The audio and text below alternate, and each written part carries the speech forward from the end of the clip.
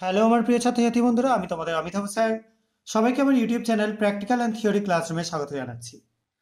আজকে তোমাদের যে এক্সপেরিমেন্টটা আমি করে দেখাবো, এখানে আমি একটা বিকার নিয়ে নিয়েছি, যার মধ্যে আমি নিয়ে নিচ্ছি কিছুটা ফেরিক ক্লোরাইড দ্রবণ, FeCl3 দ্রবণ।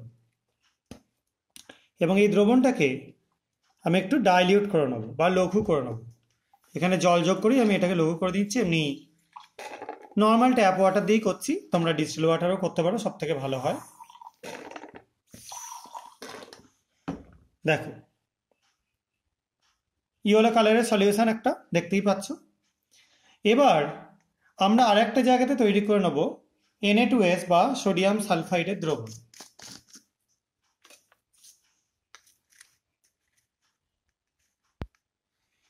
Na2S এর এরকম তোমরা ফ্লেক্স দেখতে পাবে, সেটাকে আমরা জলে ফেলে দ্রবণ তৈরি করব।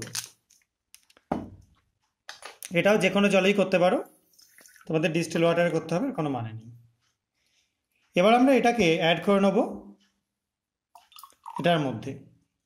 দেখো, প্রথমে কালো হয়ে যাচ্ছে, তারপর আস্তে আস্তে কালারটা চলে যাচ্ছে। সবাই নিশ্চয়ই দেখতে পাচ্ছ ব্যাপারটা।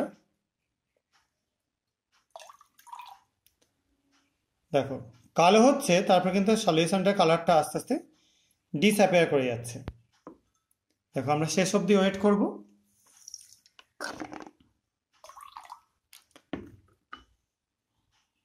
দেখো, পুরো কালো হয়ে গেছে। এখন এর মধ্যে একটু HCl অ্যাড করে দিচ্ছি।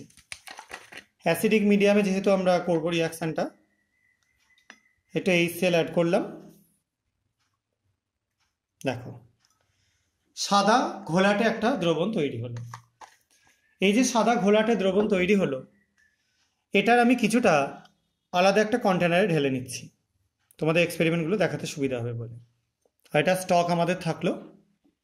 এবার এর মধ্যে আমি যোগ করে দিচ্ছি পটাশিয়াম ফেরোসায়ানাইড। দেখো, দেখতে পাচ্ছ দেওয়ার সঙ্গে সঙ্গেই একটা বিশেষ কালার প্রুসিয়ান ব্লু তৈরি হয়ে যাচ্ছে। এবং এটা তৈরি হচ্ছে মানে এটার মধ্যে আয়রনের স্যাম্পেল আছে, তোমরা কনফার্ম হলে। আর আরেকটা এক্সপেরিমেন্ট আমি অ্যাট এ টাইম আমি করে দেখাচ্ছি। এটাই কিছুটা নিয়ে এর মধ্যে আমরা যোগ করে দেবো সোডিয়াম বা অ্যামোনিয়াম, যে কোনো একটা থায়াসায়ানেট স্যাম্পেল, NH4HCl।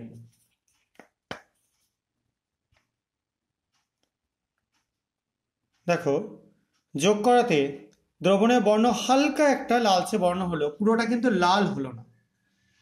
এখান থেকে তোমরা কি বুঝতে পারলে, যে মিডিয়ামটা নিয়ে আমরা রিয়াকশান করছি, এখানে Fe+3 স্টেটে নেই।